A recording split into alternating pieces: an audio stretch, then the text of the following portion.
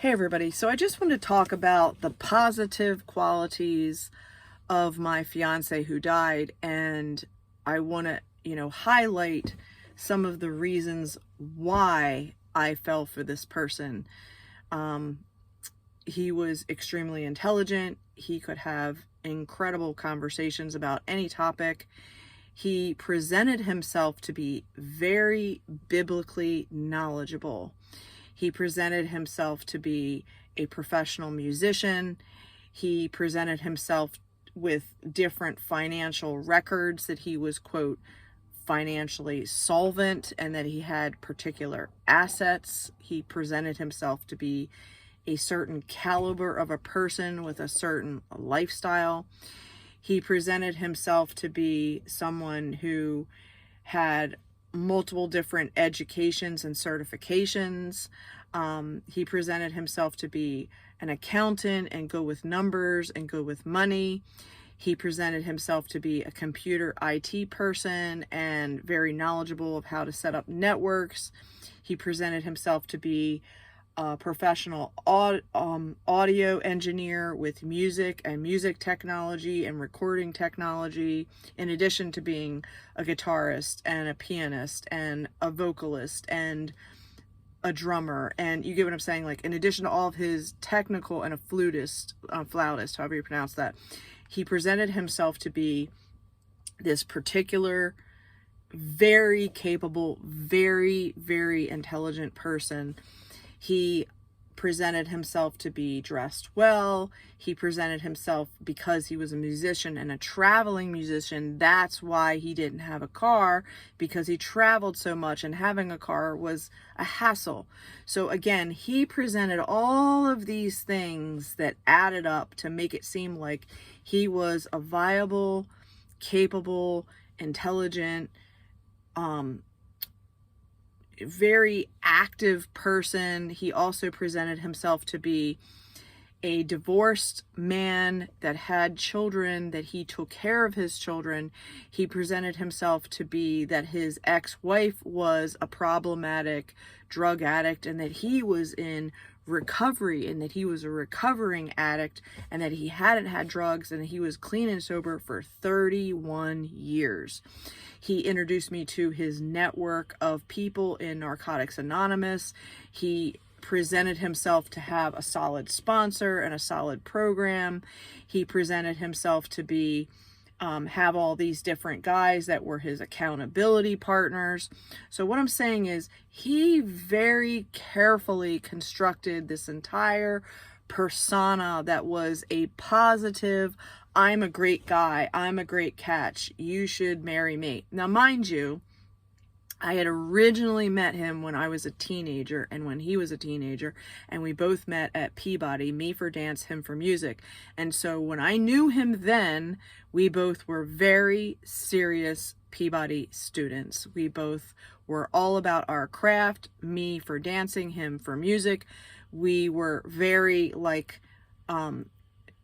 just into our art, and at the same time, when we had conversations, they were about God and the Bible, and he presented himself to be, even then, as someone who was a godly person who really wanted to settle down, get married, all of that. That is who he presented himself to be to me when we were teenagers. Now, he got a contract that took him into the music world and he began traveling. I got a contract and I got into the dancing world that got me traveling, and our lives went in different directions. Now, fast forward, years pass, he contacts me on Facebook. He is pursuing me. He wants to, quote, make amends for what he had done when we were teenagers. And he apologizes for having flirted with someone else when he went on this particular, teenage event that was at my high school. So the bottom line is, he presented himself to be a particular way, and he created a storyline of who he was. And every time that I spent time with him, he was all about being an excellent listener. He was not trying to get physical with me. He was definitely keeping his distance. He was presenting himself to be a man that was going to wait until marriage. He put a ring on my finger. He was very specific in citing the memories that we both had of his adopted parents, and he was reminding me how much his mother adored me and that I was the quality kind of woman that he wanted to marry, etc. Now, the whole point is, this is the storyline that he created, okay? His whole story was that his ex-wife was the addict and that she had gotten him into drug addiction, and that he had a short-lived drug addiction lifestyle in the beginning of his music career, and that he was clean and sober for 31 years. This is the story that he sold me, okay?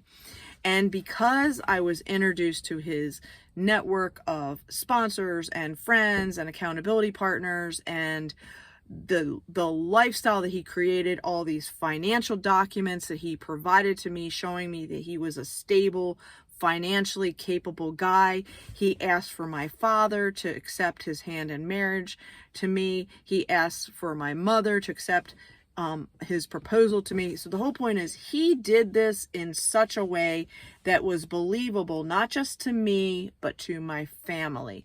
When he met my friends, all of my friends loved him, okay?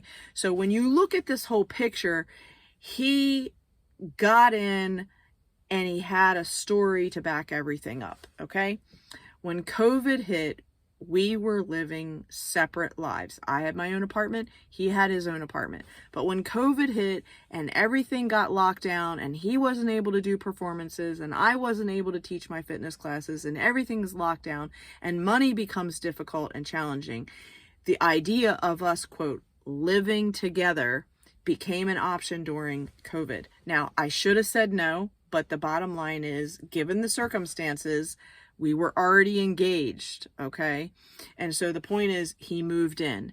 And when he moved in, again, my name was on the lease. I added his name. I went over the rules of the apartment. I went over the rules of what was acceptable and what was not acceptable.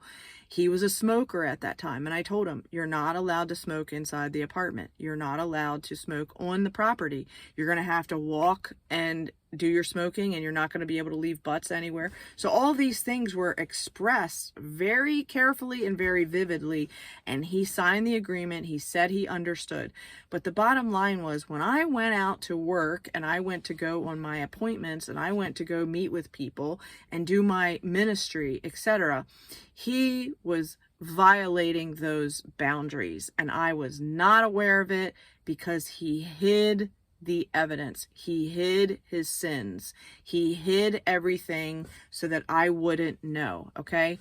And it wasn't until I finally caught him in the act of drug addiction, of me physically seeing with my own eyes, that then the boundary was drawn, and then I became his friend. And I said, I will continue to accept this engagement with the understanding that you get back to your clean and sober.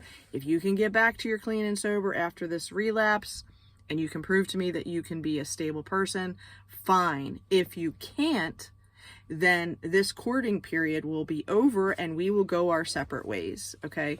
And the bottom line is, through that whole process of the relapse, the treatment centers, the in and out of recovery houses, the whole relapse, the treatment centers, the in and out of recovery houses, it was a humongous process. It was something I was never familiar with. It was all new to me. And the bottom line is, when you love somebody, you are willing to go the distance. And I was, for my fiance, a wifey, a homemaker. I created hospitality. I promoted him in all of his events. I handled the documents. I made, all the graphic design and the website stuff. I handled the back end of things. I handled the correspondence, the phone calls, the management of all of our, buying this and buying that and having a home and planning to buy a home and all of these things. And the bottom line is, when he violated the trust between us with the drugs, there was a period of me pulling back the reins and creating boundaries and saying, you need to do this and such, and you need to get with God, you need to get straight with God, and you need to make amends for the debts and the trespasses that you did against me and against my family. And he began to show with his actions that he was taking personal responsibility. And because he showed that he was taking personal responsibility, I began to believe that it was possible that he could definitely transform and reform from all of this relapse. But the problem is, it was all a facade. It was all a lie. And the whole time he was not being honest. So in that time period of me watching him in and out, failing and failing and failing, I'm praying for him. I'm being a stand for him. I'm still being his advocate for his medical and his health proxy. I'm still being a legal advocate for him so that he gets the financial things in order, and that he takes responsibility for all the damage that he did. And I'm, advocating and meeting him and making him meals and going out to dinner and still being an inspiration for him, hoping and praying that he would get it. Okay. But in this particular story, he did not. Okay. And he went into a coma. He was, again, just acting absolutely insane and crazy. He went into treatment.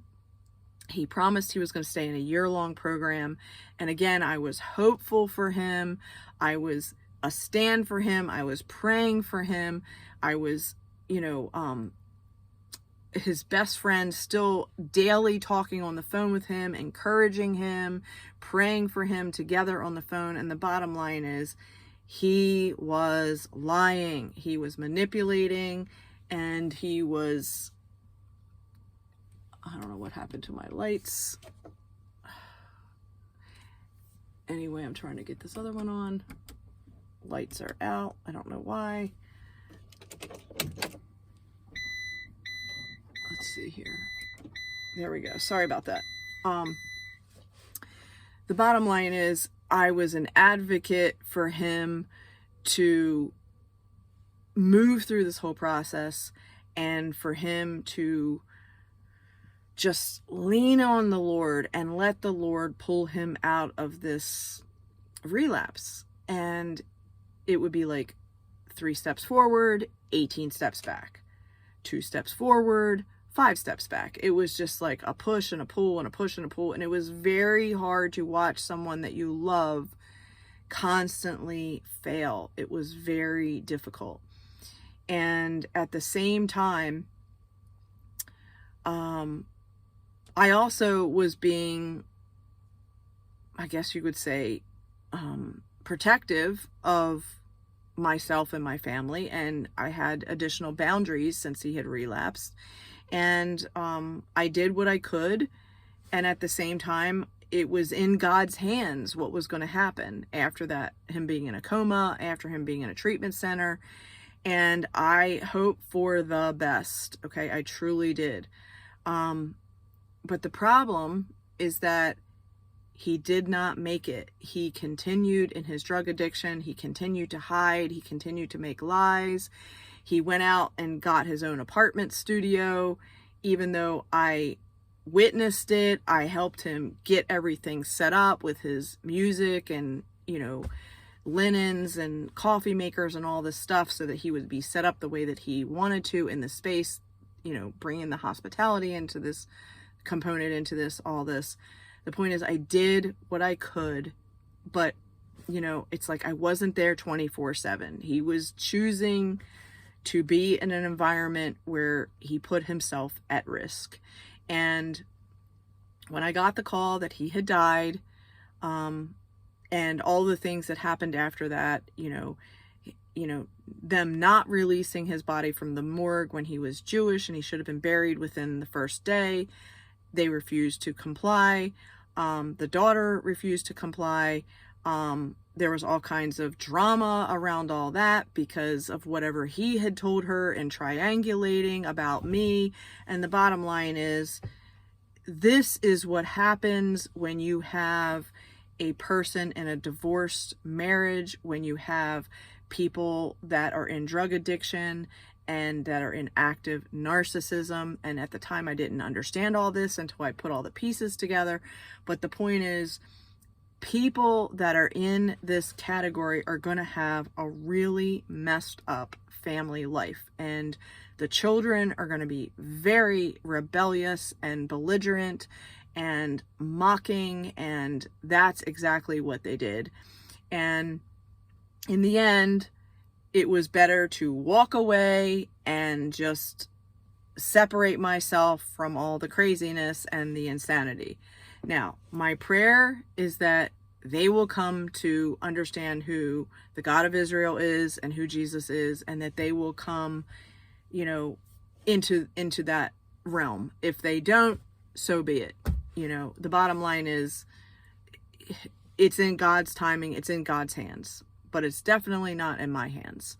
And the point of the matter is that when you go through all this, and then my deeper understanding was revealed to me as to what God wants, as to what God says in the Bible, as to what he says about marriage and about divorce, and about if someone is divorced and their first marriage partner is alive and it was because of infidelity, then that could be null and void. But the whole point is, I don't really know the truth, because whatever he told me could have been a lie.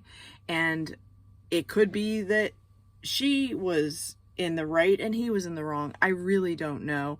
And so I hand it and leave it to God. Okay. As far as his children go, I didn't have a positive experience really with either one of them. And again, that's on the children. That's on whatever he did to them and whatever shenanigans and lifestyle that he submitted them and subjected them to. That's where all their rage comes from. It's towards them. It has nothing to do with me. I met the one daughter one time when she gave birth, and that was it. And outside of that, I really don't know. I don't know much about anything except that she was difficult and she was problematic. And that was the same kind of pattern that my fiance had done in his drug addiction. So the bottom line is, parents who are of addiction generally create children of addiction. Now, during his time as during COVID, when he reconnected with his actual biological father, his biological father revealed to Eric that he was a heroin addict. And in that reveal of his own biological father being a heroin addict and the mother most likely partaking in that as well, we now come to understand why Eric was the way that he was. It was a generational curse that his parents were participating in. It then carried down to him, and then he struggled with that his whole life. And so when we look at the person, okay, this is where I'm trying to come to this whole summary here. When we look at the person, okay, I saw this beautiful soul of Eric, and that is who I fell in love with, okay? And I loved what he presented to me in terms of the positivity and the kind things that he did for me and my family. That's how we all fell in love with him. However, when he displayed all of the negative traits of his addiction, and he was really not kind and really, really malicious, mischievous, stealing from us, lying to us, manipulating doctors, just the whole shebang, okay? You start to look at the person and you start to be like, man, Eric was an evil person. And that's what many of us would say. We'd be like, oh my gosh, he was so evil. I don't know how you could ever be in a relationship with him, and he was so evil. Okay, and this is where we take the person's name and we label the person as being the problem, okay? Now, when you look at all of this from a different perspective, when you look at it from God's perspective, okay, And let's take it to when Jesus was on the cross, and there's other two thieves on the other opposite sides of Jesus, one to the left and one to the right. And the one thief says, "You clearly are the Son of God. When you die, please remember me." And Jesus says to that thief, "I will see you in paradise." So the point is, did that thief have a life of righteousness? The answer is no. That thief had an entire life of sin, okay? But at the last minute, the last hour, when that man was on the cross, he asked for forgiveness from Jesus, and Jesus gave it to him, and he allowed him to go to paradise, which is the positive part before being raised up, okay? And the bottom line is, I don't know what Eric did in his last hour of addiction. I don't know the last words that Eric spoke to the Lord. I don't know. Did Eric, my fiance, cause great discontent, disappointment, lies, manipulation, stealing from me, taking from me which was mine, making my life difficult, hiding all the things that he did? And the answer to all those things is yes. All the lies, everything that he did, it was difficult. It was hard to let go. It was a difficult process. Here's the thing. When I look at Eric, I need to look at the fact that Eric was possessed. Eric had great demonic influence on him. He had made several blood covenants with all of the tattoos that he had all over his body. He had been involved in all kinds of witchcraft and demonic things in his lifetime, which he revealed to me. And the bottom line is, his demonic possession is what overtook his soul. Was Eric responsible, or were the demons responsible? Was Eric strong enough to fight the demons, or were the demons stronger than Eric? God allows certain people to die because if they keep living, they're not going to win. And again, all my prayers for him to get well and to recover and to transform, they were not honored. But again, I don't understand the depth and the numerous things that Eric did out of alignment with God. And for every action, there is a reaction. For every action, there's a consequence. And in the end, okay, I have been working very hard to get to a point of peace, to get to a point of forgiveness, to get to a place where I say, I release you, I let you go, I forgive you. I thank you for all the positive things that I gained from the relationship while you were alive. I thank you for all the positive things that I gained from my association with you, after the relationship, after your death, and all the things that I went through that grew me as a person, that built up my character, that got me stronger in the Word as a result of his death, okay? So I'm grateful for all those things. And as a result, I come to the place of the timing, okay? And when Eric died, he died during Pentecost, okay? And being that we are at Passover, and by the time of early June, we will be at Pentecost again, it is a similar timing, and therefore it is a remembrance of me. His birthday was April 24th. We just passed April 24th. So it is a reminder to me of Eric and the positive of who he was, and also the negative of who he was, to be a warning, not just for me, but for others, to pay attention to all the hidden manipulative behavior that an addict in active addiction displays, and that a narcissist displays, because a narcissist is just an agent for the devil. That's basically what it is. And people that are demonically possessed, that have that stronghold and that very manipulative, mischievous behavior, is due to the strongholds of demonic possession. So the point is, can I forgive Eric for all the things that he did? Yes. Am I disappointed in all the things that he did to me? Yes. Am I getting over it? Yes. Is the Lord having victory in my life and repairing all the damages that Eric did to me? Yes. Will I recover? Absolutely. Will I be even stronger? Absolutely. And my goal is to help other women who have been through times such as these, to help them go through the process. So again, I want to highlight that, number one, Eric in his sweetness was a beautiful human being of who he presented himself to be. In reality, he was not this beautiful person that he presented himself to be. He was demonized. He was malicious, vindictive, mischievous, rebellious, and he was an agent for the devil, okay? In the end, did he cry out at the last minute and was his soul saved? I don't know. I really don't know. Maybe, maybe not. You know, he did some pretty terrible things to me, and whatever terrible things he did to other people, I don't know how God is going to judge. But based on the Bible, perhaps not. Perhaps he's not going to have a beautiful life of eternity with the Father. Perhaps not. He may go to hell and fire and brimstone because of all the things that he did. I don't know. But my point is